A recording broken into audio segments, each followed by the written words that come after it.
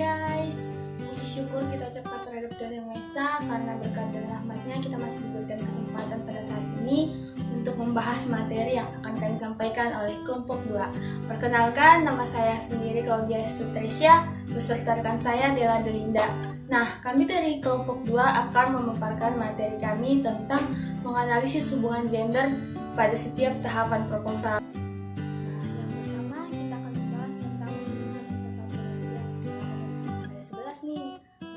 Latar belakang penelitian, yang kedua rumus masalah dan tujuan penelitian, yang ketiga manfaat atau pentingnya penelitian, yang keempat tinjauan teoritis akan menggunakan acuan teori utama kita atau grand teori yang sering kita sebut, dan elaborasinya serta terkaitannya terhadap berbagai hasil penelitian terdahulu.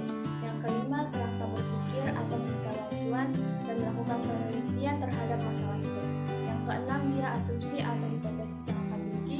Yang ketujuh sumber data atau subjek penelitian. Yang kedelapan instrumen pengumpulan data yang akan digunakan. Yang kesembilan dia metode atau prosedur penelitian. Kesepuluh teknik analisis data yang akan dilakukan. Dan yang ke-11 daftar pustaka sementara. Selanjutnya kita akan membahas tentang unsur-unsur apa aja sih yang terkandung dalam pendahuluan proposal tersebut.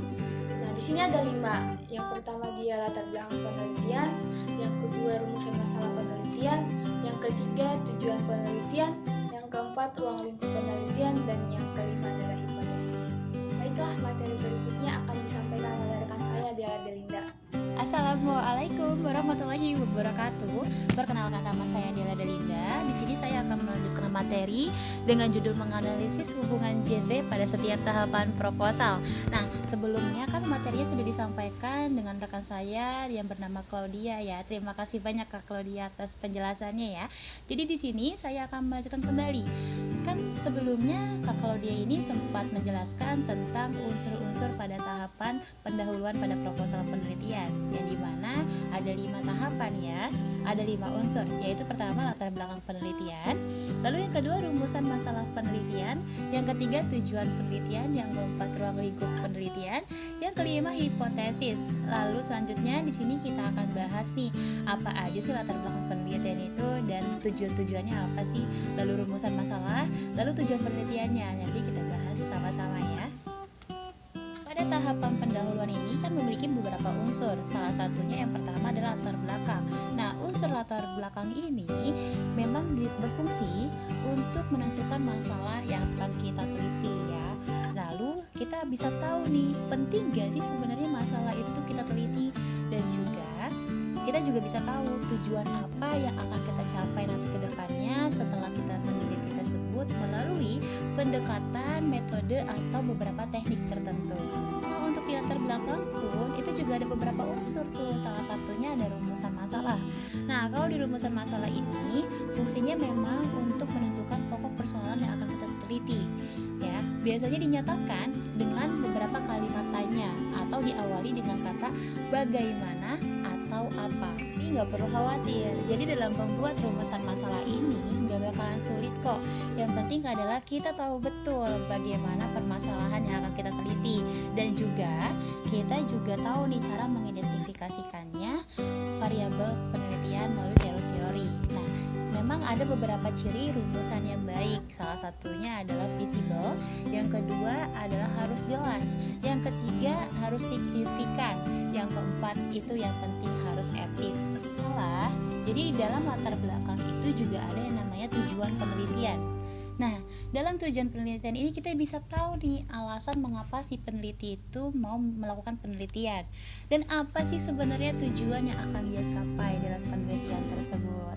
Nah, makanya karena saking pentingnya tujuan penelitian ini, dia sampai dipisahkan pada aspek-aspek lain dalam proposal penelitian, dan juga sampai dibuat harus disusun dengan paragraf dan kalimat yang memang mudah dipahami oleh para pembaca. Di tujuan penelitian ini memang berisi rencana jawaban terhadap pokok persoalan yang ada di rumusan masalah. Jadi kan kalau di rumusan masalah ini kan udah ada pertanyaannya tuh ya, apakah variabel ini berhubungan dengan variabel ini gitu kan. Nah, jadi jawabannya itu ada di tujuan penelitian ya. Jadi makanya kalimat-kalimat yang sering digunakan untuk tujuan penelitian kalian. Salah satu contohnya adalah tujuan penelitian ini adalah bla bla bla sesuai dengan kalimat masing-masing ya. Atau misalnya penelitian ini bertujuan untuk apa gitu ya. Nah, makanya pada laporan penelitian tersebut, jawaban yang memang sesungguhnya terhadap masalah yang akan diteliti disajikan itu biasanya pada simpulan. Tahapan proposal selanjutnya adalah tahapan landasan teori. Di landasan teori ini memang berfungsi untuk menyajikan ulasan teoritis ya. Jadi menyajikan ulasan teoritis sebagai dasar pemecahan masalah yang akan diteliti. Jadi apapun itu masalahnya semuanya ada teorinya. Tinjauan pustaka. Kalau tinjauan pustaka ini memang berfungsi untuk menyajikan ulasan-ulasan dari peneliti yang terdahulu untuk membandingkan nih sama penelitian yang kita buat. Apakah memang setelah dilaporkan, hasilnya dilaporkan itu apa perlu dikembangkan kembali lebih lanjut, atau memang penelitian yang kita buat ini berhasil menutupi kekurangan-kekurangan dari peneliti tersebelumnya. Seperti itu.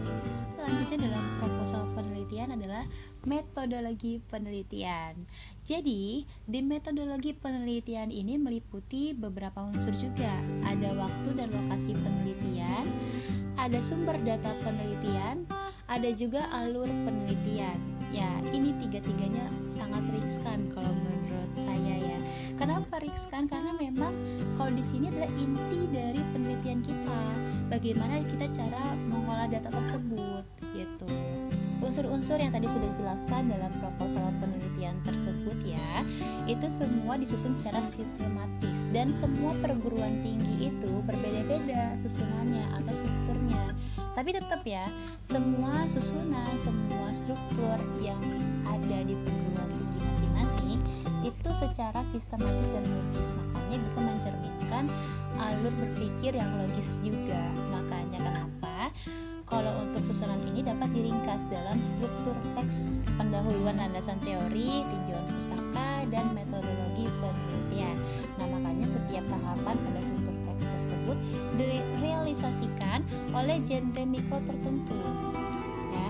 Nah, kalau misalnya kita perhatikan nih, setiap tahapan bab atau subbab itu yang ada secara seksama, itu ternyata tata organisasi pada bab itu memang susunan tahapan yang ada itu membentuk struktur teks proposal tersebut seperti itu. Jadi semuanya pun ada genre metode masing-masing. Alhamdulillah untuk materinya ini sudah selesai kita bahas. Mudah-mudahan dari awal sampai akhir pembicaraan kita ini ya bisa tersampaikan nih dengan jelas dan bisa dipahami dengan baik ya teman-teman. Mudah-mudahan apapun itu ilmunya bisa bermanfaat untuk kalian. Terima kasih banyak sudah menonton video ini ya. Ini dengan saya dari kelompok 4 dari Claudia.